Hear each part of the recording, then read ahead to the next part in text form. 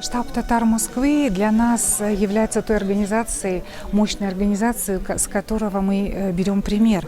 А именно здесь лучше организована работа по объединению татар Москвы и Московской области.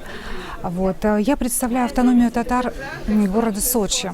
Нам тоже уже 26 лет как штабу татар, но я хожу в штаб татар уже второй год. Мне здесь нравится, как построена работа. В частности, я очень рада, что руководит штабом Ямалиев Рустам Фаизович. У него очень хорошо поставлена работа. Мы проводим совместную работу. Буквально, наверное, неделю назад у нас была ответственный секретарь Гульнара, которая презентовала книгу «Усть-Жерембе, Усть-Стилем». Мы организовываем наших татар в Сочи, когда приезжают гости со штаба татар. В принципе, у себя у нас тоже большие изменения в автономии татар города Сочи. Мы также хотим организовать работу в автономии по профилям, как это организовано в штабе татар города Москвы.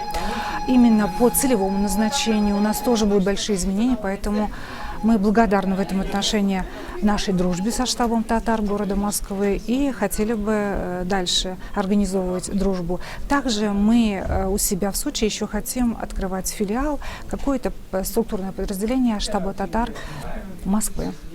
Меня зовут Альберт, я посещаю штаб татар уже не первый год. Здесь мне нравится как общение, как познание нового. Мало того, что узнаешь что-то новое для себя, здесь очень приятно общаться непосредственно с самими людьми.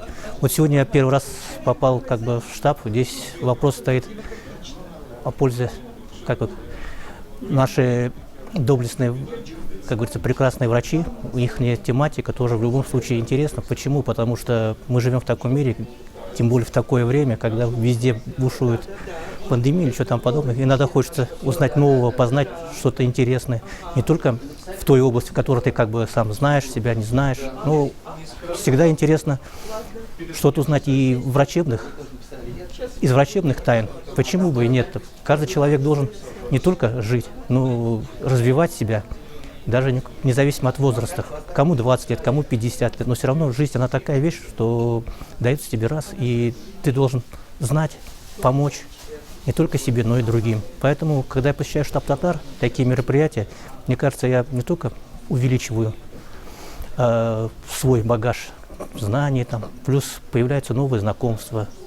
Из этих знакомств перерастаются в дружбу, в познание. Поэтому я считаю, что данные мероприятия очень нужны не только татарам, но, я думаю, для сближения и других народностей, не только тюркских, но и вообще по жизни. Поэтому я думаю, что такие мероприятия надо прогрессивно развивать, побольше людей привлекать к таким мероприятиям. Оно приносит только пользу, от него никогда не будет никаких негативов, это только одна прекрасная большая польза. Сегодня встреча Гиппократ, это встреча врачей и, так сказать, приближенных к врачам. Я сам являюсь клиническим ординатором, и мне очень интересно знакомиться с новыми врачами. На каждую встречу приходит все больше и больше новых врачей, и это все татары, поэтому это все наши, так сказать, братья, друзья. Я очень рад, что такое существует у нас. Сегодня я пришла на встречу Гиппократ, это встреча всех медиков Москвы, всех татар.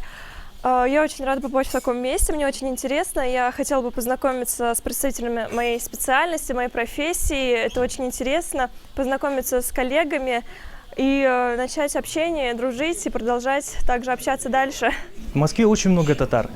И татары, они друг друга всегда должны поддерживать как-то, и друг с другом знакомиться, и друг с другом общаться. Это все равно часть татарской культуры и татарской истории. А это то место, где можно и культуру, и историю, и какие-то традиции и сохранить, и приумножить. Мы в штабе татар первый раз. Нам оказали очень теплый прием. Мы пришли найти единомышленников, встретили много коллег, обменялись телефонами и, надеюсь, будем общаться в будущем. Меня зовут Камила, я врач-физиотерапевт, рефлексотерапевт, занимаюсь тибетской медициной. Я состою в клубе «Гиппократ» при штабе татар. И сегодня мы в очередной раз собрались с нашими коллегами, со студентами-медиками и именитыми врачами, работающими в Москве, чтобы обменяться опытом, рассказать друг другу о новостях медицины, о новостях здравоохранения города Москвы и просто попить чай в хорошей обстановке.